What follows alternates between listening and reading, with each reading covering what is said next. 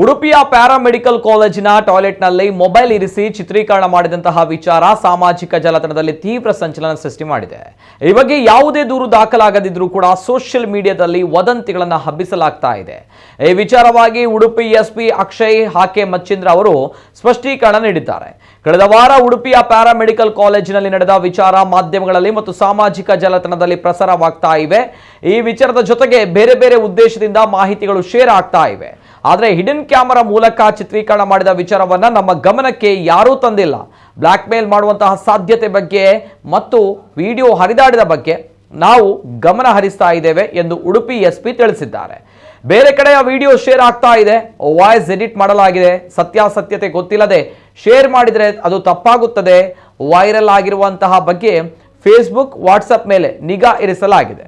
ಈ ಬಗ್ಗೆ ಯಾವುದೇ ದೂರು ದಾಖಲಾಗಿಲ್ಲ. ದೂರು ದಾಖಲಾದರೆ ಕ್ರಮ ಕೈಗೊಳ್ಳುತ್ತೇವೆ. ಯಾರು ಕೂಡ ಈ ಬಗ್ಗೆ ವದಂತಿ ಹಬ್ಬಿಸಬಾರದು ಎಂದವರು ಮನವಿಯನ್ನ ಮಾಡಿದ್ದಾರೆ. ಇನ್ನೊಂದು ಹಿಡನ್ ಕ್ಯಾಮೆರಾ ಇಟ್ಟಿದ್ದು, ಹಿಡನ್ ಕ್ಯಾಮೆರಾ ಮೂಲಕ ಮಾಡಿದ್ದಾರೆ ಅನ್ನುವಂಥದ್ದು ಹೇಳಿದ್ದಾರೆ. ಆ ರೀತಿ ಕೂಡ ಯಾವುದು ಇಲ್ಲಿ ತನಕ ನಮ್ಮ ಗಮನಕ್ಕೆ ಬಂದಿಲ್ಲ. ಸೆಕೆಂಡ್, ಇಂಥ ಸುಮಾರು ವಿಡಿಯೋಗಳು ಮಾಡಿಸ್ಬಿಟ್ಟು ಸರ್ಕ್ಯುಲೇಟ್ ಮಾಡಿ ಬ್ಲ್ಯಾಕ್ ಮೇಲ್ ಮಾಡೋದು ಅಥವಾ ತೊಂದರೆ ಕೊಡೋದು ಒಂದು ಸರ್ಕ್ಯುಲೇಷನ್ ಆಗ್ತಾ ಇದೆ.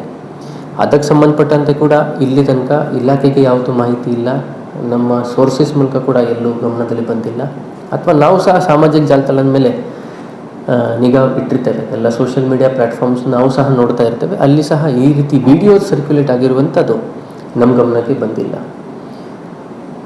ಕೆಲವರು ಬೇರೆ ಕಡೆ ಆಗಿರುವಂಥ ಘಟನೆಗಳು ಸಂಬಂಧಪಟ್ಟಂತೆ ಅಥವಾ ಬೇರೆ ಬೇರೆ ಸನ್ನಿವೇಶದಲ್ಲಿ ತಗೊಂಡಿರೋ ವಿಡಿಯೋಗಳನ್ನು ಇದಕ್ಕೆ ಲಿಂಕ್ ಮಾಡುವಂಥದ್ದು ನಿನ್ನೆ ನಾವು ನೋಡಿದ್ದೇವೆ. ಅದಕ್ಕೆ ನಮ್ಮ ಸೋಷಿಯಲ್ ಮೀಡಿಯಾ ಹ್ಯಾಂಡಲ್ಸ್ ಮೂಲಕ ನಾವು ಅದಕ್ಕೆ ಸಂಬಂಧಪಟ್ಟಂತೆ ಕ್ಲಾರಿಫಿಕೇಶನ್ ಸಹ ಕೊಡ್ತಾ ಇದ್ದೇವೆ. ದಟ್ ಈ ವಿಡಿಯೋಗೂ ಮತ್ತು ಇದಕ್ಕೂ ಸಂಬಂಧ ಇಲ್ಲ. ಬೇರೆ ಕಡೆ ಆಗಿರೋ ವಿಡಿಯೋಗೆ ಬೇರೆ ಒಂದು ವಾಯ್ಸ್ ಎಡಿಟ್ ಮಾಡಿ ಕೊಟ್ಟಿರುವಂಥದ್ದು ಕೂಡ ನಾವು ಗಮನಿಸಿದ್ದೇವೆ. ಸೊ ಅದು ಕೂಡ ಸರಿ ಇಲ್ಲ, ತಪ್ಪು ಇದೆ.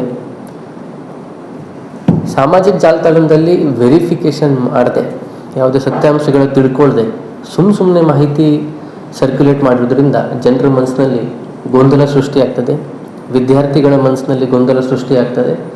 ಆ ಒಂದು ಉದ್ದೇಶದಿಂದ ಇವೆಲ್ಲ ವಿಚಾರಗಳನ್ನು ಕ್ಲಾರಿಫೈ ಮಾಡಲಿಕ್ಕೆ ಆ್ಯಸ್ ಆನ್ ಟುಡೇ ಇಲ್ಲಿ ತನಕ ನಮ್ಮ ಹತ್ರ ಇರುವ ಮಾಹಿತಿ ಮೇಲೆಗೆ ನಾನು ಈ ಆಸ್ಪೆಕ್ಟ್ಸ್ನ ತಮ್ಮ ಜೊತೆಗೆ ಶೇರ್ ಮಾಡ್ತಾ ಇದ್ದೀನಿ.